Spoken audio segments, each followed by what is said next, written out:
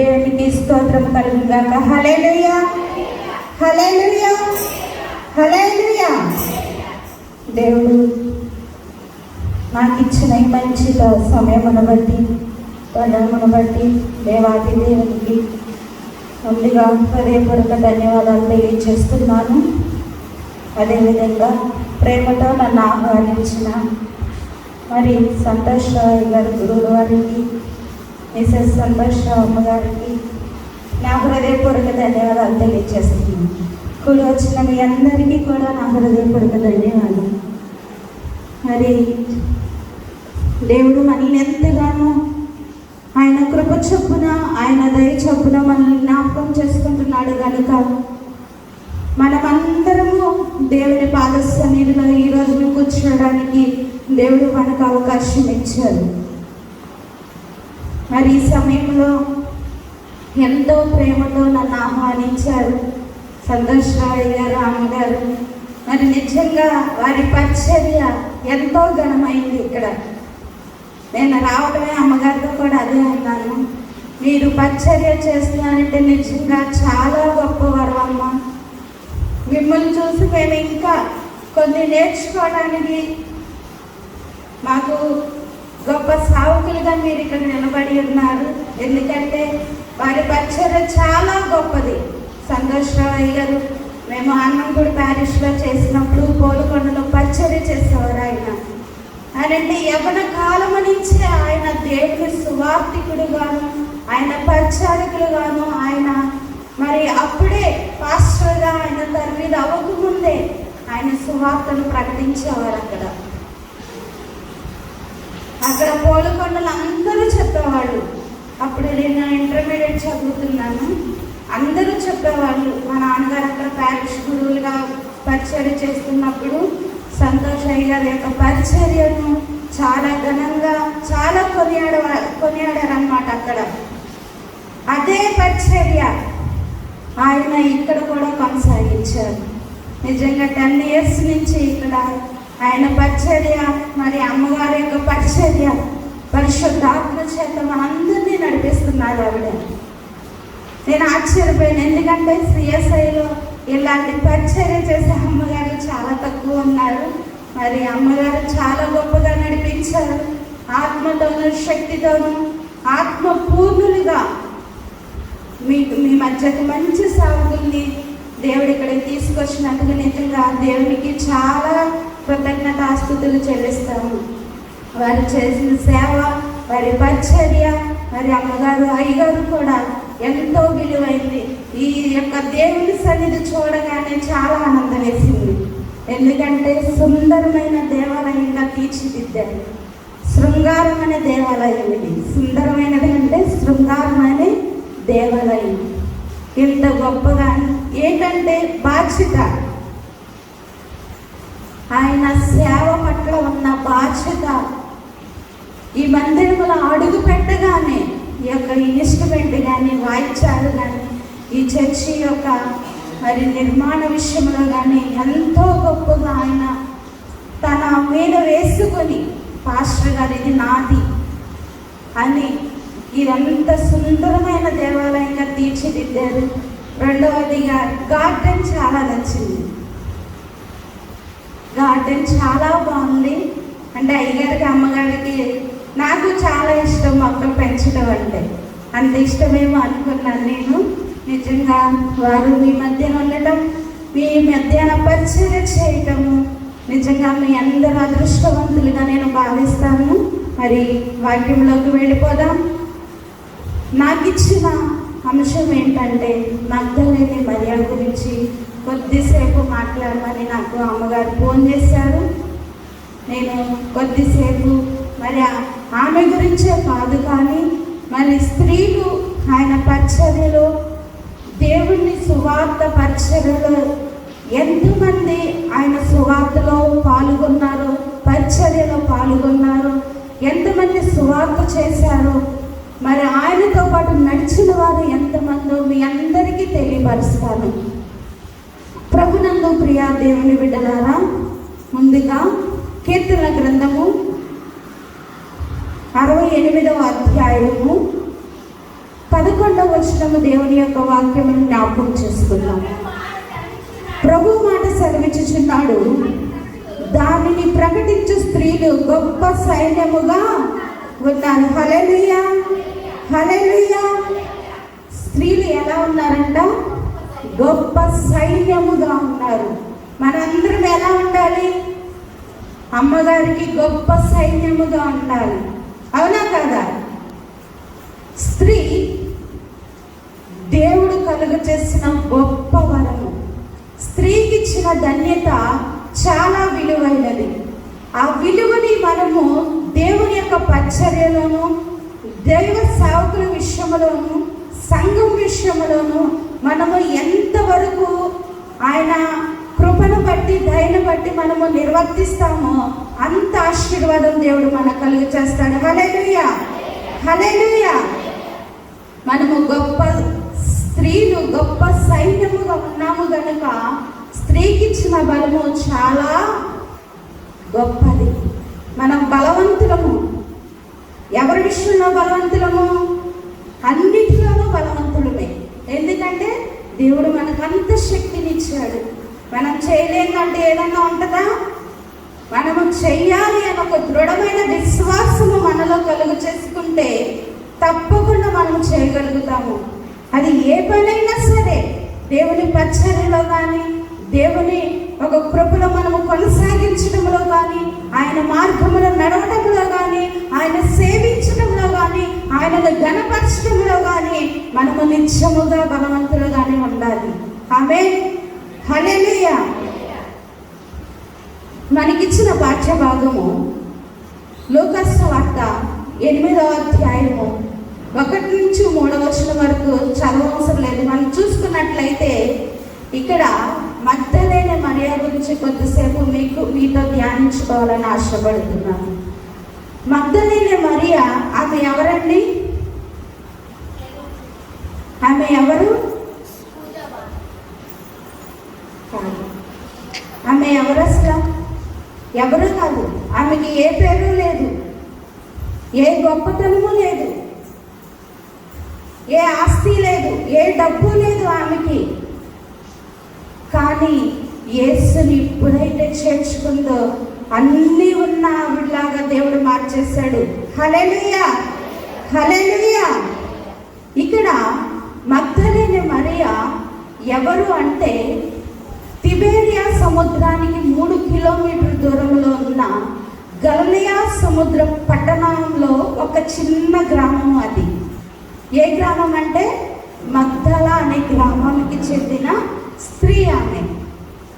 మగ్దల తిబేరియా సముద్రానికి 3 కిలోమీటర్ల దూరంలో ఉన్న గలిలయ పట్టణంలో ఒక చిన్న గ్రామం. అది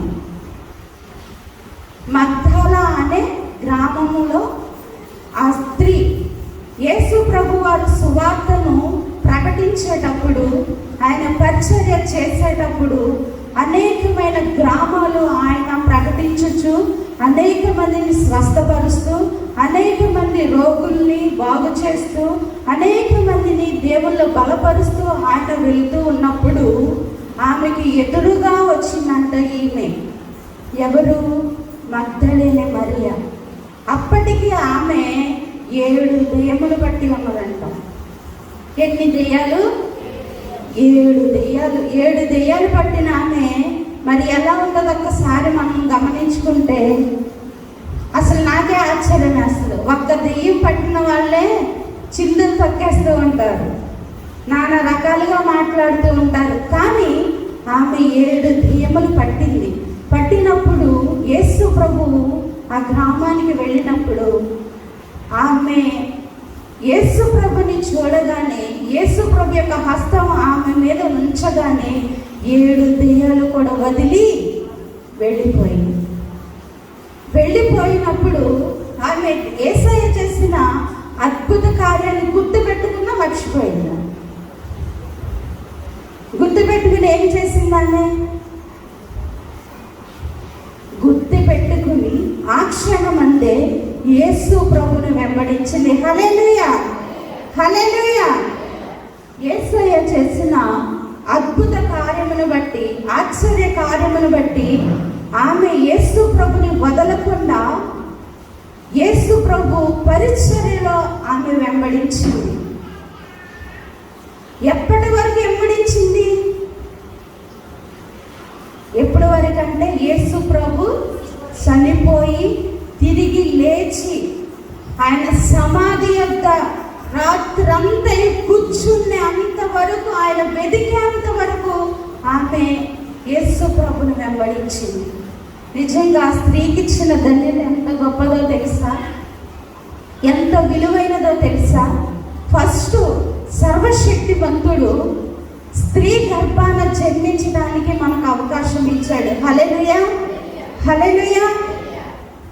రెండవదిగా ఆయన చనిపోయి తిరిగి లేచినప్పుడు కూడా ఆయనను వెతకటానికి ఆయన ఫస్ట్గా కనిపించింది ఎవరికంటే స్త్రీకే కనిపించాడు. ఫస్ట్గా ఆయన జన్మించడానికి స్త్రీనే ఆయన ఎన్నుకున్నారు.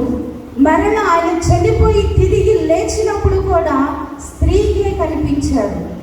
ఎందుకు కనిపించారు అంటే మగ్దలేనే మరియా అనే ఈమె యేసు ప్రభుని ఆహ్వానించింది.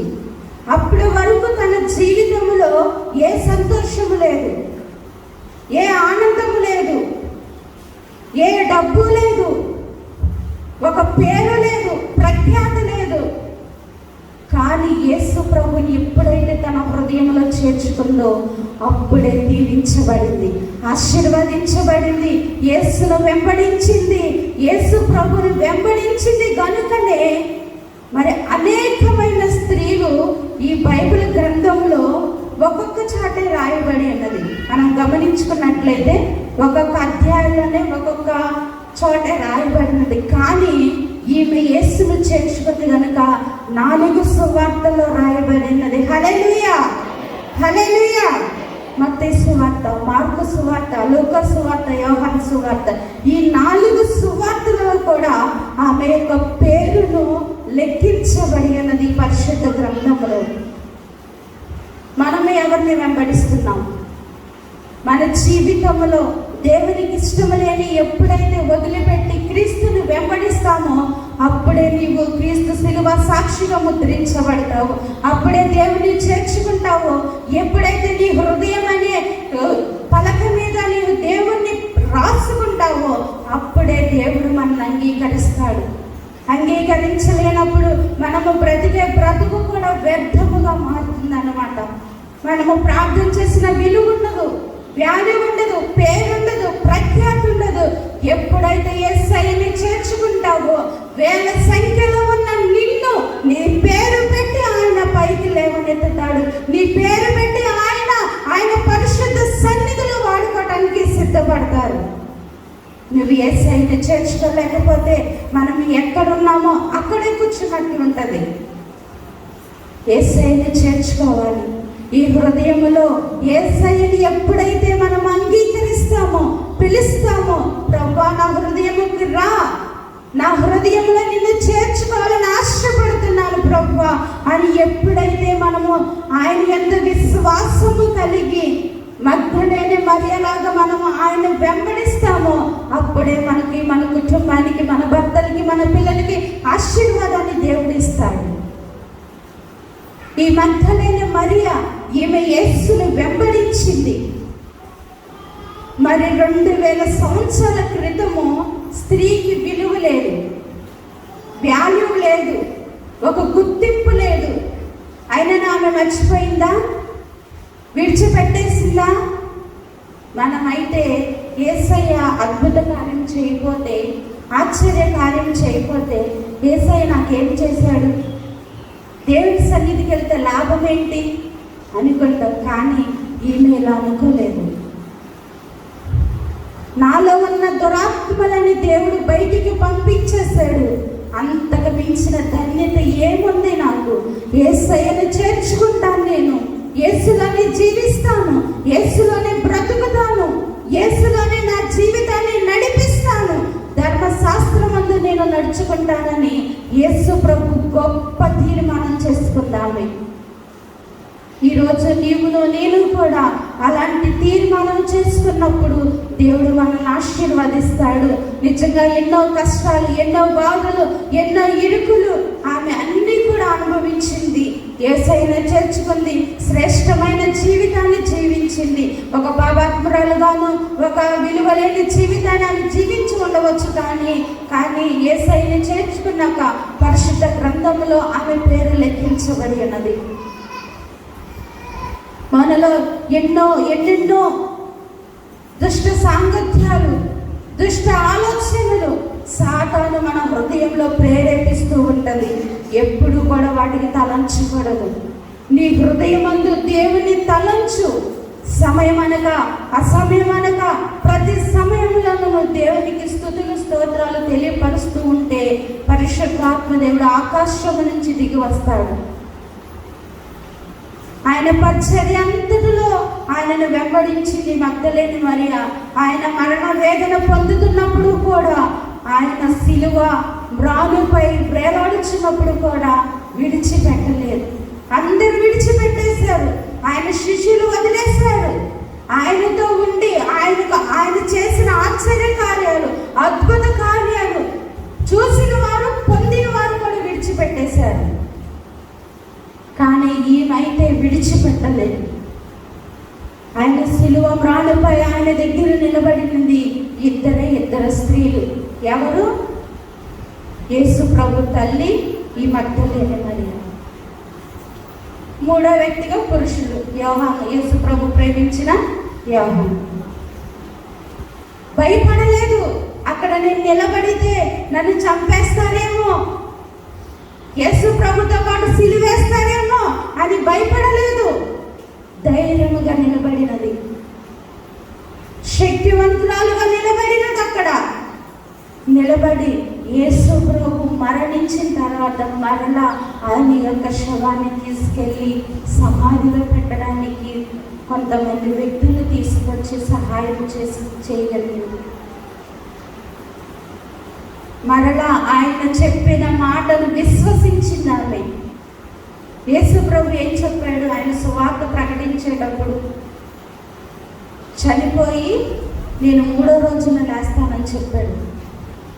అన్న ప్రకారముగా ఆయన లేచి, ఆయన పునరుత్థానుడై లేచి, సజీవుడై లేచి మన ముందు నిలబడతాడని ఒకే ఒక్క వ్యక్తి విశ్వసించింది. ఎవరంటే ఈ మగ్దలేని మరియ. మనమైతే దేవుడు చేసిన ఆశ్చర్య కార్యములు మనం విశ్వసించటం లేదు, నమ్మటం లేదు, నమ్మకము కలిగించడం లేదు. ఎందుకంటే మనలో అవిశ్వాసం. దేవుడు ఏమంటున్నాడు? విశ్వాసముతో మీరు నన్ను అడిగిన ఎడల గొప్ప కార్యములు మీ పట్ల చేస్తానంటున్నాడు. ఆయన చనిపోయి పునరుత్థానుడై 3వ రోజున లేస్తానని చెప్పిన యేసయ్య 3వ రోజున లేస్తాడని ఆవిడ సుగంధ ద్రవ్యములు తీసుకుని వెళ్ళి తెల్లవారుజామున వెళ్ళి ఆయన సమాధి యొక్క ఎదురుగా కూర్చుని అన్న స్త్రీ. మనమైతే వెళ్ళగలుగుతామా? సమాధుల దగ్గరికి వెళ్ళాలంటేనే ఒక రకమైన భయం, అవునా కదా? కానీ ఆమె ఒక్కటే వెళ్ళి యేసయ్యను దర్శించుకుంది. ఫస్ట్గా యేసయ్య ఆమెకే కనిపించారు. కనిపించినప్పుడు అప్పుడు అంటుంది ఆమె, అయ్యా నా తోటమాలిని ఎవరో ఎత్తుకెళ్ళిపోయాడు, నా ప్రభుని ఎవరో ఎత్తుకెళ్ళిపోయారయ్యా, మీరేమైనా చూసారా అనేసి యేసు ప్రభులు వారిని అడుగుతుంటే యేసు ప్రభు సమాధానం ఇవ్వగానే ఆయన యొక్క గొంతుకును గుర్తుపట్టిన స్త్రీ ఆమె. ఆయన స్వరమును విన్న స్త్రీ ఆమె.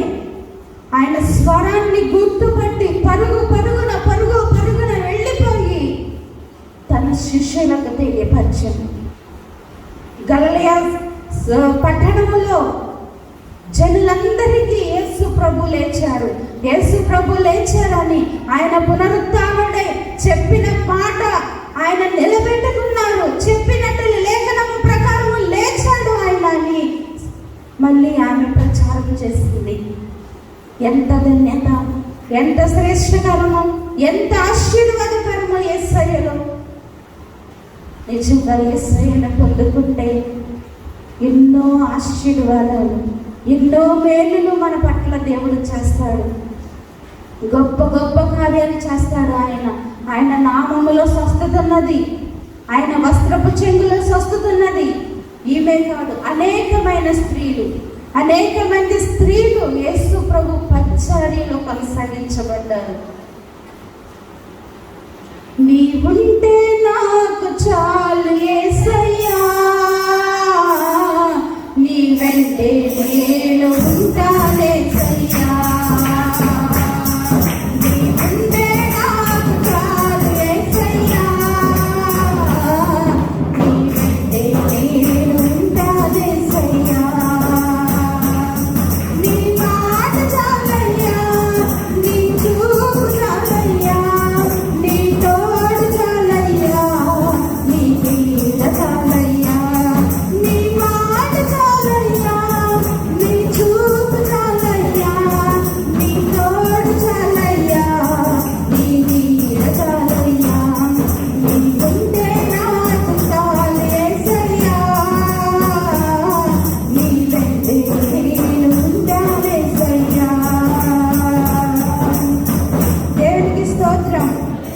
హల్లెలూయా. మరి మగ్దలేని మరియనే కాకుండా అనేక మంది స్త్రీలు యేసు ప్రభువుని మరి గణపరిచినట్లు మనము చూస్తాము. ఆయన పరిచారికలు నడిచినట్లు మనము చూస్తాము. ఎవరెవరు ఆయనతో పాటు నడిచారో, ఎవరెవరు ఆయన గణపరిచారో, ఎవరెవరు ఆయన సేవించారో కొన్ని విషయాలు మీకు తెలియపరుస్తాను. ఎవరెవరు అంటే మత్తయి సువార్త 13వ అధ్యాయము 56వ వచనములో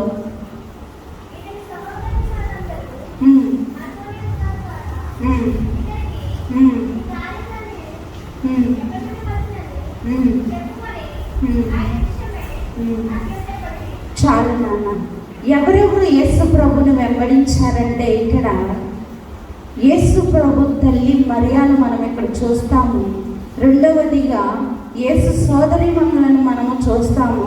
అపవిత్రాత్మ పట్టిన స్త్రీలు కుమార్తెను మనము చూస్తాము.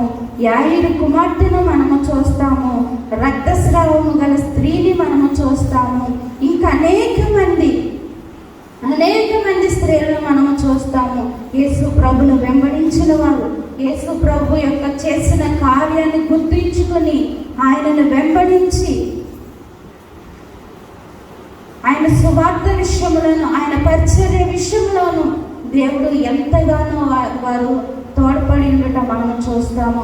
అదే విధముగా గనురాలైన స్త్రీని కూడా మనము చూస్తాము.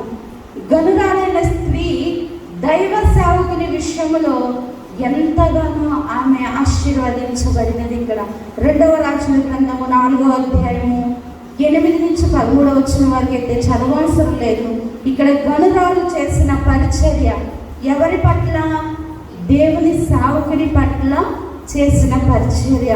రెండవదిగా విధవరాలైన స్త్రీని మనం చూసుకుంటాము. ఆమె కూడా దైవ సేవకుని విలువ గుర్తించింది.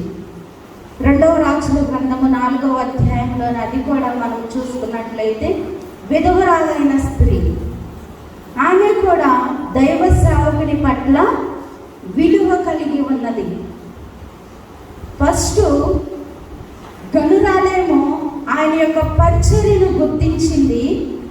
ఇక్కడ విధవరాలేమో ఆయన యొక్క విలువను గుర్తించింది.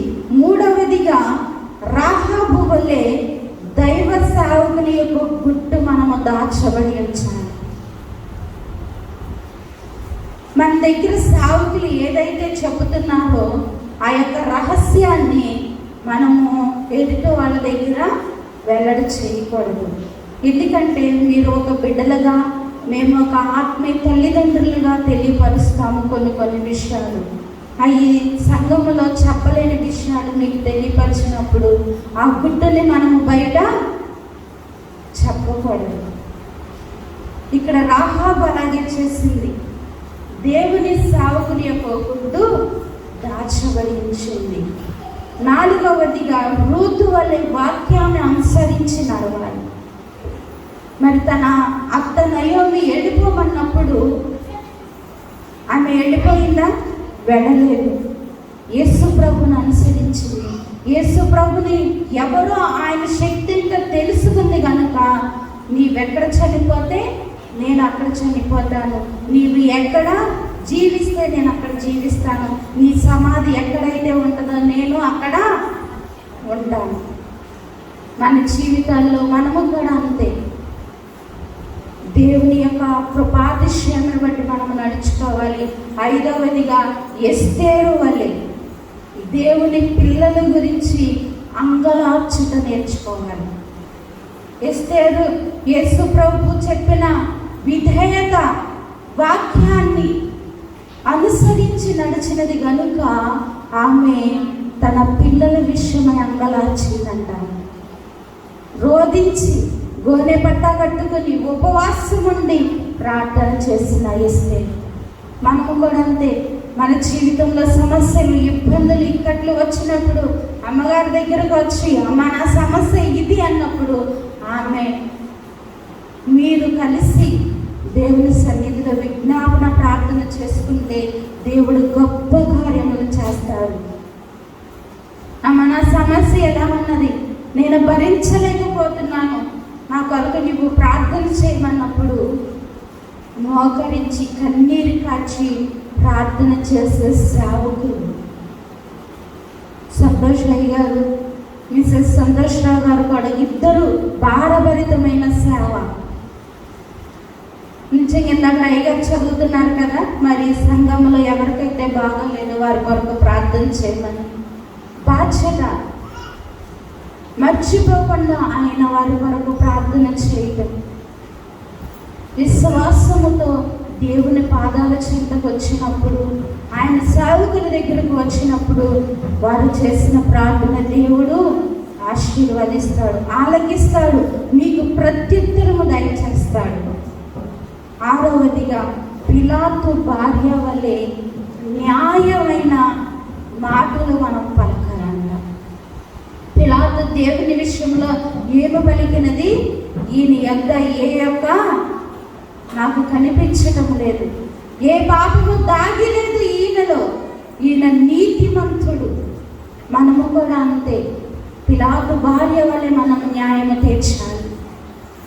ఇంకా అనేకమైన సంగతుల గురించి మనం విచారణ చేయాలి.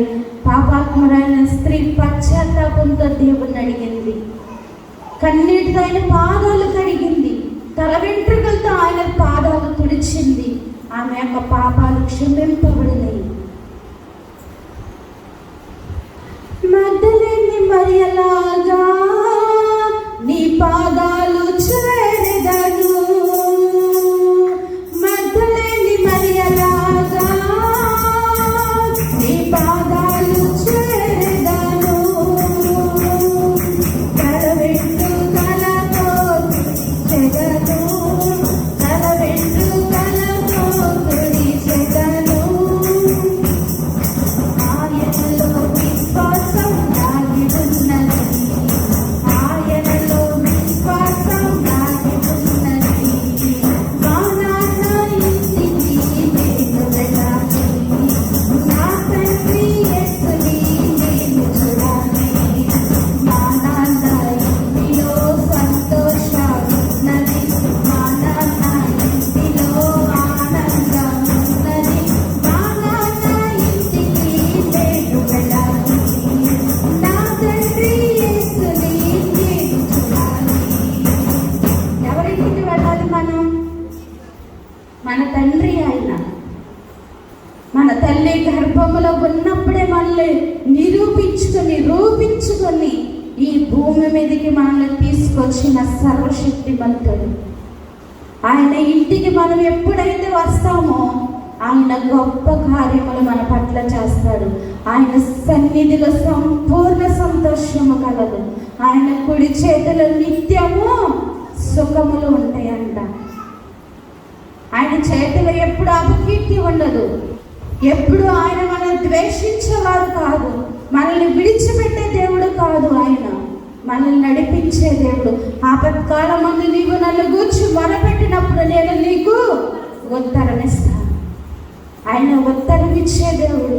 చాలామంది అనుకుంటాము ఆయన నా ప్రార్థనకు జవాబు ఇవ్వటం లేదు అనుకుంటాము, నా ప్రార్థన ఆయన ఆలకించడం లేదు అనుకుంటాము. కానీ ఆయన ఆలకించే దేవుడు, మనకి జవాబునిచ్చే దేవుడు, ప్రత్యుత్తరం ఇచ్చే దేవుడు. ఆయన సర్వశక్తిమంతుడు, సర్వాధికారి కనుక మనము చేయు ప్రార్థన తప్పకుండా ఆలకిస్తాడు. దినమెల్లా ఆయన మన కొరకు ఆయన చేతులు చాపుచున్న దేవుడు. నా యొద్దకు ఎవరు వస్తారు? నా కుమార్తె, నా కుమారుడా, నా యొద్దకు మీరు రండి అని, నా యొద్ద మీకు విశ్రాంతి దొరుకుతుంది, నేను విశ్రాంతిని కలుగు చేయ దేవుడిని అని ఆయన పిలుస్తున్నాడు. ఆయన పిలిచినప్పుడు, ఆయన పిలవడము అంటే ఆయన సేవకుని ద్వారా ఆయన పిలుచుకుంటాడు. మనం ఒకటి గుర్తుపెట్టుకోవాలి, ఎప్పుడైతే సేవకుని ద్వారా, సేవకురాలి ద్వారా మాట్లాడుతున్నాడు అంటే పరిశుద్ధాత్మ దేవుడు నిన్ను పిలుస్తున్నాడు అని అర్థం. నీ యొక్క బాధలు, కష్టాలు, నీ వేదన అంతయు కూడా తీసివేసే దేవుడు వారి ద్వారా నిన్ను పిలుస్తున్నాడు. నా మందిరానికి రా, నేను నీకు సంపూర్ణ స్వస్థత కలుగ చేస్తాను. నువ్వు వేదనలో ఉన్నావా, నేను సంతోషంతో నిన్ను ఇంటికి పంపిస్తాను. అనారోగ్యంతో ఉన్నావా, నేను స్వస్థపరుస్తాను అని సేవకుల ద్వారా పిలుస్తాడు యేసయ్య. మనము గమనించాలి, యేసయ్యని స్వరమును గుర్తుపట్టాలి. మగ్దలేని మరియ గుర్తుపట్టినది, ఆయన స్వరాన్ని విన్నది, ఆయన నామాన్ని గణపరిచినది. మనము కూడా అంతే. మన జీవితాల్లో ఎన్నెన్నో ఎన్నెన్నో ఎన్నెన్నో ఆశ్చర్య కార్యాలు, అద్భుత కార్యాలు చేస్తున్నారు యేసయ్య. కానీ మరలా ఎప్పటికప్పుడే వాటిని విడిచిపెట్టేసి మళ్ళీ ఇంకా ఆశీర్వాదం కావాలి, ఇంకా ఆశీర్వాదం కావాలని ఎదురు చూస్తున్నావే. కానీ ఆయన చేసిన గొప్ప కార్యముల గురించి నీవును నేను ఆయనను వెంబడించుచున్నామా లేదా అని గ్రహించాలి. ఆయన్ని గణపరుస్తున్నామా లేదా అని మనం గ్రహించాలి. ఆయన మనం కొనియాడుతున్నామా లేదా అని మనం గ్రహించాలి. ఎప్పుడైతే మనలో అవి ఉంటాయో దేవుని ఆత్మ మనలో ఉంటుంది, దేవుని శక్తి మన యొద్దకు వస్తుంది. ఆత్మ చేత మీరు బలపరచబడవ, దేవుని కొనియాడతారు. మీరు అమ్మగారు పరిశుద్ధాత్మ పాట పాడుతుందంటే మీ హృదయాలని కదిలించబడాలి. మీ హృదయాలు కదిలించబడాలి అంటే, దేవుని ఆత్మ మీలోకి రావాలి అంటే మీ హృదయంలో దేవుని చేర్చుకోవాలి. మీ హృదయంలో యేసు వైపు ఆనందముగా మీ హృదయం ఎదురు చూడాలి. ఈ లోక తలంపులు, ఈ లోక మాన్యత, ఈ లోక భోగేచ్ఛలన్నీ కూడా విడిచి పక్కన పెట్టేయాలి. అప్పుడే యేసయ్య నీలోకి వస్తాడు. చాలా మంది పరిశుద్ధాత్మను పొందుకోవాలి, మేము ఎలా పొందుకోవాలి, ఎలా వస్తుంది అని ఆశపడుతున్నారే కానీ ఈ హృదయంలో ఉన్న మురికి, మట్టి, దరిద్రం అంతా తీయలేదు. అవి తీసినప్పుడే దేవుడు నిన్ను ఆశీర్వదిస్తాడు, నీలోకి వస్తాడు, నీవు పరిశుద్ధాత్మ చేత నింపబడతావు. మనము దేవునికి ఎప్పుడైతే స్తుతి యాగము చెల్లిస్తామో అప్పుడే యేసయ్య మనతో వస్తాడు.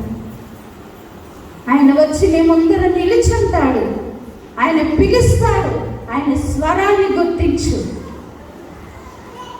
అప్పుడు దేవుడు నీతో మాట్లాడతాడని. ఆయన మాట్లాడే దేవుడు, ఆయన నడిపించే దేవుడు. కష్టంలోనైనా, దుఃఖంలోనైనా, బాధలోనైనా, నిట్టూర్పులోనైనా ఆయన మనల్ని నడిపిస్తాడు కనుక నడిపించే దేవుడు ఆయన. ఎందుకంటే యేసయ్య మన జీవితంలో లేకపోతే మన బ్రతుకులు ఎందుకు పనికిరావు, శూన్యము, వ్యర్థము, విలువ లేదన్నమాట. మగ్దలేని మరియలాగా యేసయ్యని చేర్చుకుని ఒక విలువైన స్థానాన్ని మనం సంపాదించుకుందాం. పరిశుద్ధ గ్రంథములో లెక్కించబడకపోయినా ఆయన యొక్క పరలోక రాజ్య వారసులుగా మనము తీర్చబడదాం. ఈ లోకం మనకు శాశ్వతము కాదు, ఈ లోకం ఉన్న ధనధాన్యం మనకు శాశ్వతము కాదు, లోక బంగారం మనకు శాశ్వత వెండి మనకు శాశ్వతం కాదు. ఏది శాశ్వతం అంటే పరలోక రాజ్యం ఒక్కటే శాశ్వతమైన జీవం. నీ కుటుంబం కొరకు నీవు అంగలార్చాలి, నీ భర్త కొరకు నీవు అంగలార్చాలి, నీ బిడ్డల కొరకు నీవు అంగలార్చాలి. స్త్రీ పైన పెట్టిన బాధ్యత అది యేసయ్య. మనం ఎప్పుడైతే అంగలార్స్తామో, ఎప్పుడైతే దేవుని పాద సన్నిధిలో మనము కన్నీరు కాచి ప్రార్థన చేస్తామో, దేవుడు గొప్ప ఆశీర్వాదాలు ఇస్తాడు. మనము ఒకరి పట్ల ఒకరు బాధ్యత కలిగి ప్రార్థన చేయవారిలా ఉండాలి. దేవుడు ఎన్నో ఎన్నో ఆశ్చర్య కార్యములు మన పట్ల చేస్తాడు ఆయన. అందుకనే ఇర్మియా ప్రవక్త అంటున్నాడు, అంగలార్చే స్త్రీలను కనుగొనుడి, రోదన చేసే స్త్రీలను పిలువనంపుడి. వారికి ఏమి నేర్పాలంట? అంగలార్పు అనే విద్య నేర్పాలంట. అంగలార్పు అనే విద్య ఎప్పుడైతే నేర్చుకుంటామో అప్పుడు దేవుడిలో నీవు దీవించబడతావు. నీ కుటుంబం వర్ధిల్లించబడుతుంది. నీ కుటుంబంలో ఏ తెగులు సమీపించదు, ఏ తెగులు ఆయన రానివ్వడు. ఆపత్కాలమందు ఆయన తన దూతలకు ఆజ్ఞాపిస్తాడు. నీవు పడిపోకుండా, నీవు ఈ లోకంలో జీవించకుండా ఆయన తన రెక్కలతో నిన్ను కప్పుతాడు. ఫస్ట్ మనకి అంగలార్పు విద్య కావాలి. కన్నీరు కార్చాలి దేవుని సన్నిధిలో. చాలా మంది ప్రార్థన చేస్తాము, ఒక 5 నిమిషాలు 10 నిమిషాలు ప్రార్థన చేసి ఆమేన్ అయిపోయింది.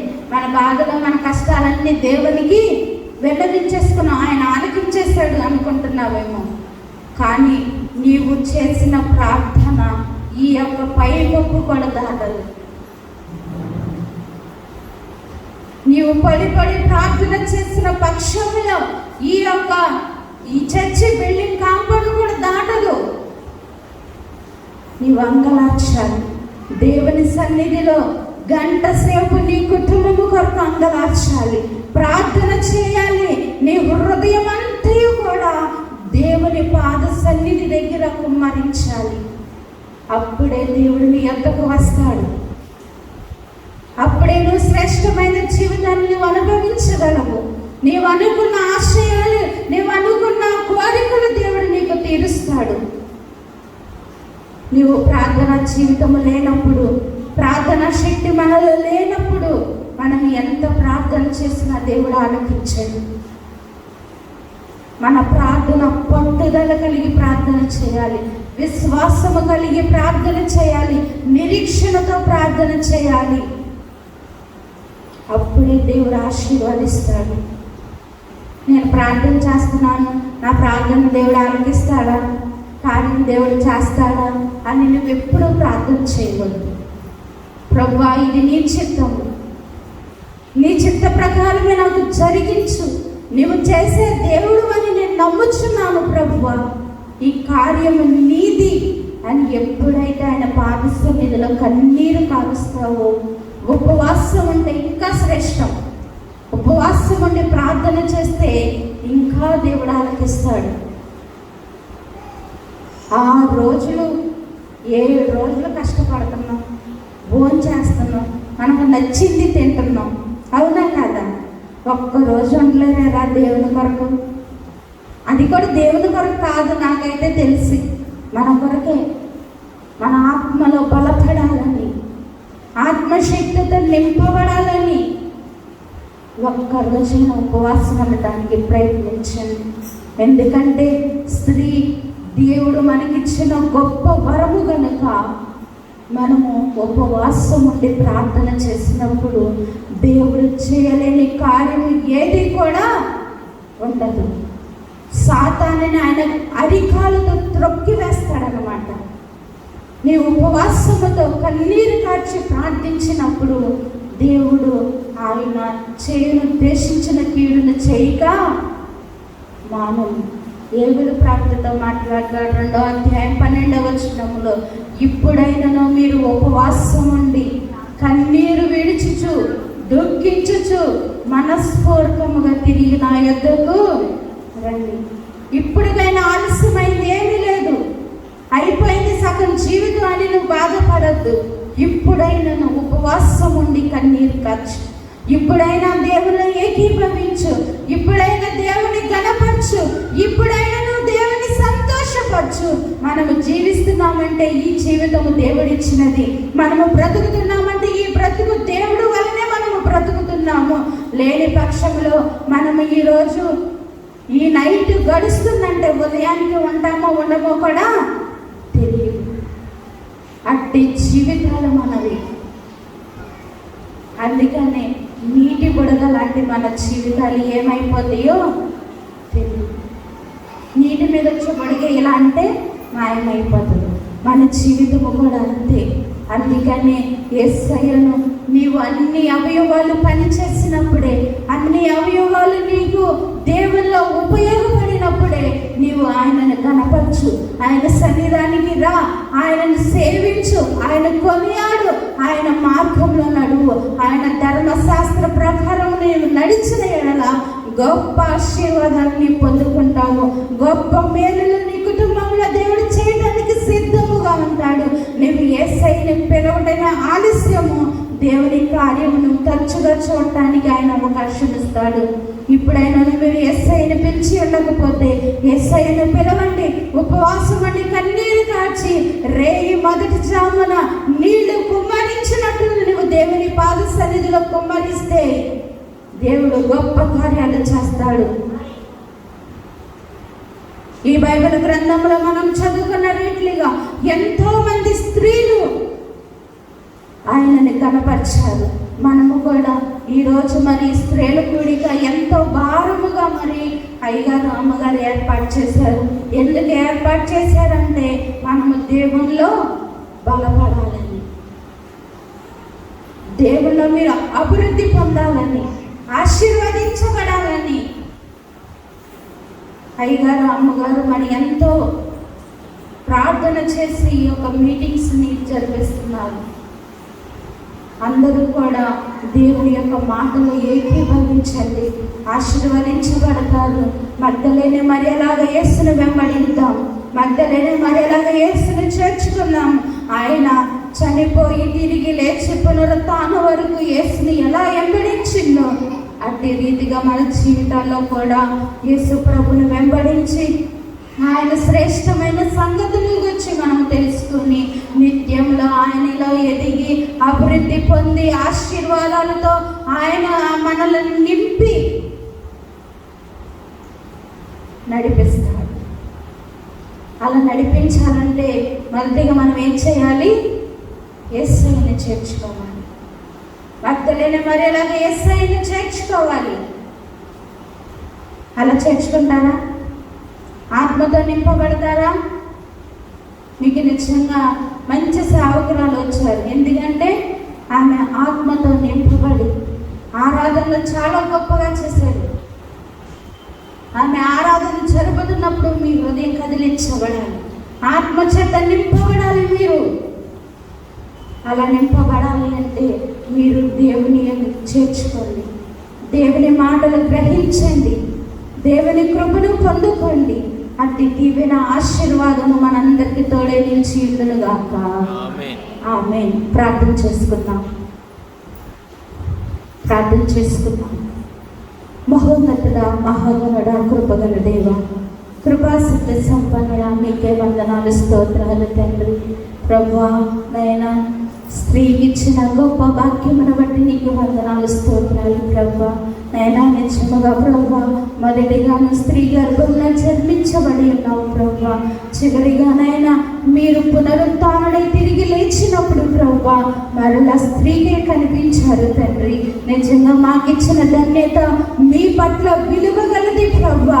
ఆ విలువను మేము కాపాడుకునే స్త్రీలుగా మమ్మల్ని ఉంచమని అడుగుచున్నాను తండ్రి. మీకే వందనాలు, స్తుతులు, స్తోత్రాలు ప్రభువా. నాయనా కొనియాడబడిన స్త్రీలు ప్రభువా, ఆశీర్వదించబడిన స్త్రీలు ప్రభువా, యెహోవా యందు భయభక్తులు కలిగిన స్త్రీ కొనియాడబడిందని సెలవిచ్చావు తండ్రి. అట్టి కొనియాడబడే స్త్రీలుగా మమ్మల్ని ఉంచమని అడుగుచున్నామయ్యా. నీ యందు భయభక్తులు కలిగి జీవించే కృపను మాకు దయచేయండి తండ్రి. మీకే వందనాలు, స్తుతులు, స్తోత్రాలు ప్రభువా. నాయనా నీ పరిచర్యను అందిస్తున్న ప్రభువా సంతోష్ రాయ్ గారిని బట్టి, అమ్మగారిని బట్టి నీకు వందనాలు, స్తోత్రాలు ప్రభువా. ఎంతో చక్కగా నాయన సంఘాన్ని ప్రభు తీర్చిదిద్దుతుండగా ప్రభు ఇంకా మీ మేలైన ఆశీర్వాదాలు బిడ్డకు దయచేయండి ప్రభు. నాయన మీలో ఎదిగి ఫలించి అభివృద్ధి పొందినట్లు సహాయం దయచేయండి తండ్రి. వారి అవసరత కాల సమయంలో ఆకాశవాక్యంలో విప్పండి దేవానికి స్తోత్రాలు. ఇంకా అనేకమైన జనాంగము ప్రభు నాయన ఆ బిడ్డలకి తల్లి తండ్రిగా నాయన నీవు నియమించావు ప్రభు, నీకు వందనాలు స్తోత్రాలు ప్రభు. నాయన ఈ వర్షం కారణంగా నాయన అనేక మంది బిడ్డలు రాలేకపోయి ఉన్నారు ప్రభు. నాయన మరి యొక్క సమయం బిడ్డలకు దయచేయండి దేవానికి వందనాలు స్తోత్రాలు ప్రభు.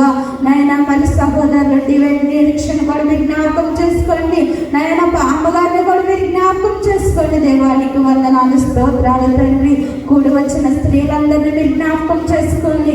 బిడ్డలు ప్రభు ఎంత అవసరతలో ఉన్నారో, ఏమి దుఃఖంలో ఉన్నారో, ఏమి కష్టంలో ఉన్నారో, ఏమి ఇబ్బందుల్లో ఉన్నారో ప్రభు వాటినన్నిటిని చూచే దేవుడు కనుక ప్రభు నాయన నా దేవుడు నాకు కలుగ చేశాడని ప్రభు మరలా నీ సన్నిధిలో సాక్షులుగా బిడ్డలు నిలబెట్టండి దేవా.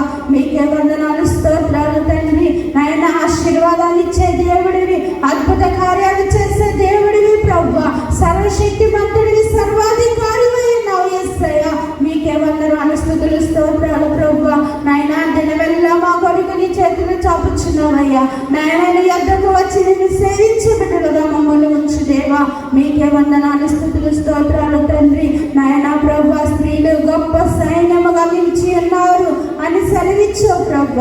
నాయన నీ మాట విన్న స్త్రీలు గొప్ప సైన్యం అని సెలవిచ్చావు తండ్రి. నాయన అట్టి సైన్యముగా మమ్మల్ని ఉంచినందుకు మీకే వందనాలు స్తుతులు స్తోత్రాలు ప్రభు. మీ యొక్క పేరు ఆశీర్వాదము నాయన అయ్యగారికి, అమ్మగారికి, నాయన ఈ సంఘానికి వారు చేసిన పరిచర్యకు మీ కృపా సదాకాలం మేలులతో నింపి నడిపించి ఆశీర్వదించండి దేవానికి వందనాలు స్తోత్రాలు. నాయన ప్రేమతో నన్ను ఆహ్వానించారు ప్రభు. కొంతసేపు నీ వాక్యాన్ని ప్రభు బిడ్డలకు అందించాను. వారి హృదయంలో భద్రపరుచుకుని నెమరవేర్చుకునే కృపను వారికి దయచేయమని నా ప్రభును ప్రియరక్షకుడైన యేసుక్రీస్తు నామమున అడిగి వేడుకొంచున్నాను తండ్రి.